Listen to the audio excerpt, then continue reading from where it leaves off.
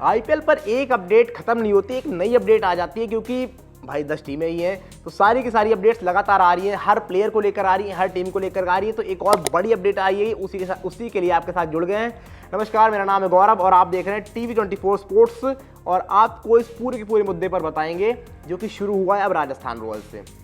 हर team पर हम देख रहे हैं कुछ ना कुछ अपडेट्स लेकर आ रहे हैं, लगातार आपको अपडेट दे रहे हैं, सारी चीज़ें बता रहे हैं और ये दे भी क्यों ना भाई, चल ही रही है सारी की सारी अपडेट। तो हमारा काम है आपको देना, आपका काम है सुनना और उस पर उसके बाद आपको फैसला लेना है क्या ये बढ़िया चीज़ है या गलत चीज़ है। हमारा काम है बताना, तो बताने का काम हम शुरू करते हैं और देखते हैं कि किस तरह से आरआर के खेमे में क्या कुछ चल रहा है और जो रिटेंशन बस बना हुआ है वहाँ पर आरआर के खेमे में क्या खिचड़ी पक रही है, किस तरह से चीज़ें बढ़ रही हैं, किस तरह से गोइंग फॉरवर्ड चीज़ें आरआर के लिए आगे जा रही हैं। तो आरआर में अगर आप देखोगे प्लेयर्स के लिहाज से, वहाँ पर संजू सैमसन है, वहाँ पर जॉस बटलर है, वहाँ पर यशस्वी जायसवाल है, वहाँ पर रियान पराग है, वहाँ पर रविचंद्रन अश्विन है, वहाँ पर यूजी चहल है, वहाँ पर ट्रेंट बोल्ट है। बहुत सारे नाम हैं इनको आप कहोगे कि हाँ इस प्लेयर को तो रखना चाहिए, लेकिन मतलब बहुत सारी फ्रेंचाइज में जिस तरह से हलचल मची हुई है वो यहाँ पर भी देखने को मिल रही है। और यहाँ पर अब कहानी ये है कि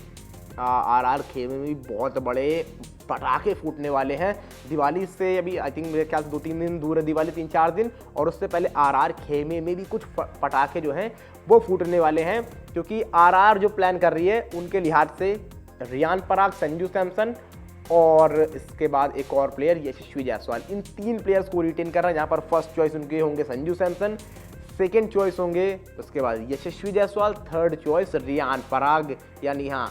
18 करोड़ संजू सैमसन, 14 करोड़ यशस्वी जायसवाल, 11 करोड़ रियान पराग। इसके बाद जब आप नीचे जाओगे साफ तौर पर तो आपको बहुत कुछ नज़र नहीं आएगा, मतलब बहुत कुछ नज़र इन द सेंस कि आपको चौथा रिटेंशन 18 करोड़ का लेना है और उस 5वां रिटेंशन 14, छठा फिर आप लोगे 11 का। दैट मीन्स फिर आप या तो बोल्ट, बटलर और चहल को इतने महंगे प्राइस में लो। तो यही रीज़न आई थिंक मुझे लगता है कि 3 प्लेयर्स को यहाँ पर फैसला लिया है आरआर ने रिटेन करने का, इसीलिए यूजी को बाहर किया, इसीलिए बटलर को बाहर किया, इसीलिए अश्विन को बाहर किया। फिर भी मुझे अभी भी लगता है क्या बटलर को किसी तरह रोक सकते थे, क्योंकि बटलर सस्ते में तो नहीं आएंगे। लेकिन बट आप जब देखोगे ना कि मेगा ऑक्शन है तो शायद आरआर का जो डगआउट है, आरआर का जो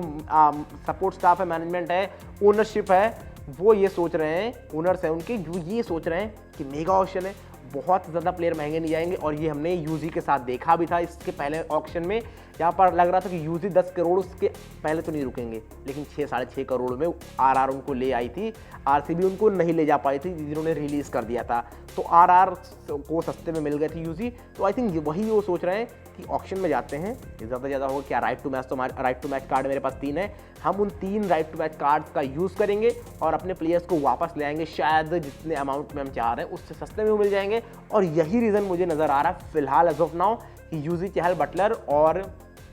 तीसरे खिलाड़ी, चाहे हम बोल्ट की बात कर ले या अश्विन की बात कर ले, इन दोनों को उन्होंने छोड़ दिया। हालांकि अश्विन की तरफ ऑल आउट जाने वाली है मुझे लगता है चेन्नई सुपर किंग्स, जिस तरह की उनकी अकेडमीज से भी अश्विन जुड़ गए हैं और वो पूरा का पूरा देख रेख कर रहे हैं उधर सीएसके का, तो आई थिंक उनके लिए ऑल आउट जाएगी सीएसके, बिकॉज 1-2 सीज़न ही खेलेंगे, मतलब इस पूरे सीज़न को भी अगर मिला लो 3 सालों को जिसमें आप मेगा ऑक्शन होते हुए देखते हो, तो वहाँ पर शायद 3 साल आपको नजर आएंगे अश्विन, तो वो शायद सीएसके के साथ ही उनका यहाँ पर करियर का आईपीएल का हैंड ये हो सकता है साफ तौर पर। बाकी के लिहाज से मैं कह रहा हूँ कि 3 प्लेयर अगर आप देख रहे हो, बोल्ट, बटलर और इसके बाद यूजी चहल, तो इनको मुझे लगता है 3 को रिटेन कर रहे हैं, 3 आपके पास आरटीएम है और ये आरटीएम के तहत ही उनको ले आएंगे, ऐसा मुझे लगता है। That is what I feel right now. बाकी आपकी राय भी जानना चाहूँगा, क्या लग रहा है आपको, क्या वाकई में तीनों को आरटीएम से लाना चाह रही है या और सस्ते मिल जाए तो इससे बढ़िया क्या चीज़ होगी। मतलब यही चीज़ प्लानिंग है कि पैसा बचाओ किसी भी तरीके से, क्योंकि मेगा ऑक्शन है, कोई भरोसा नहीं है कौन सा प्लेयर कितना सस्ता चला जाए, ये मेगा ऑक्शन में होता नज़र आता है। क्योंकि देखोगे आप ना, ये पूरा का पूरा जो ऑक्शन होता है डिमांड एंड सप्लाई का खेल होता है। अगर मेगा ऑक्शन नहीं होता है, सारे के सारे जो बड़े बड़े प्लेयर्स होते हैं, बढ़िया प्लेयर्स होते हैं, उनको फ्रेंचाइज रिलीज नहीं करती है, वो रिटेन होते हैं। कुछ सेलेक्टेड प्लेयर्स आते हैं आपको ऑक्शन में जो बढ़िया होते हैं, जो कोई डोमेस्टिक से अच्छा कर आ रहा होता है, कोई बाहर से फ्रेंचाइज से आ रहा होता है, यंगस्टर कोई जो आईपीएल ना खेला हो। जबकि कुछ ऐसे प्लेयर भी होते हैं मैक्सवेल टाइप के, जो ठीक है एक सीज़न खराब गया लेकिन बावजूद इसके वो ऑक्शन में उनको फ्रेंचाइज रिलीज़ कर देती है, वो आते हैं, मोटा पैसा लेकर जाते हैं। तो वही कहानी रहती है कि डिमांड्स ज़्यादा रहती है, सप्लाई कम रहती है, तो वो प्लेयर चले जाते हैं। लेकिन यहाँ पर डिमांड तो ऑब्वियसली है बट सप्लाई भी उतनी है, और डिमांड और सप्लाई जब दोनों चीज़ें हैं तो अंधा पैसा आपको नहीं मिलेगा। जो मिसेस शाह को अपने 25 करोड़ मिलते देखा, जो पैट कमिंस को 20 करोड़ मिलते देखा, वो पैसा आप नहीं ले पाओगे। तो यही कहानी है कि अब देखना पड़ेगा गोइंग फॉरवर्ड किस तरह से चीज़ें आगे बढ़ेंगी। और फिलहाल जो मुझे समझ में आता है, इन तीनों खिलाड़ियों को बाहर करने के लिए आरआर का यही प्लान है, कम पैसों में लाया जाए, और मुझे लगता है लाने की पूरी कोशिश भी करेंगे। ये ऐसा नहीं है कि सिर्फ रिलीज कर दिया है तो इनके पीछे जाएंगे, नहीं, इनके पीछे जाएंगे, पूरे दमखम से जाएंगे शायद, और बस यही कोशिश करेंगे कि क्या सस्ते में मिल सकते हैं। यूजी के लिए तो एटलीस्ट मुझे लगता है आरआर जरूर जाएगी, एटलीस्ट 6-7-8 करोड़ तक तो जाएंगे यूजी के लिए, कि यूजी अगर 7-8 करोड़ में आ जाते हैं तो बढ़िया वीडियो होंगे, अच्छी वीडियो होंगे, क्योंकि जिस तरह से उनकी परफॉर्मेंसेस रही हैं और जो अपने साथ वो पीआर लेकर आते हैं वो बहुत बढ़िया चीज़ है, उनके साथ फैंस कनेक्ट कर पाते हैं। तो ये बहुत सारी चीज़ें हैं जो यूजी अपने साथ लेकर आते हैं, तो ये रीज़न रहेंगे कि शायद उनको आसानी से जाने नहीं देगी आरआर। और बटलर भी, क्योंकि उनका बनाया हुआ वो प्रोडक्ट है, बनाया हुआ इन द सेंस कि मतलब बटलर जब स्टार्टिंग में आए थे पंजाब से, मतलब यहाँ मुंबई में हालांकि खेल चुके थे उससे पहले, लेकिन जब से बटलर का वो कहते हो ना कि पीक शुरू हुआ है, वो तब से वहाँ पर खेल रहे हैं साफ तौर पर राजस्थान रॉयल्स में, तो उनको शायद मुझे नहीं लगता कि जाने देगी आरआर। तो ये कहानी हो सकती है। और आई थिंक अगर if I am not wrong तो मुंबई में वो उस टाइम पर थे कि जब आरआर बैन थी शायद, अगर मैं गलत नहीं हूँ।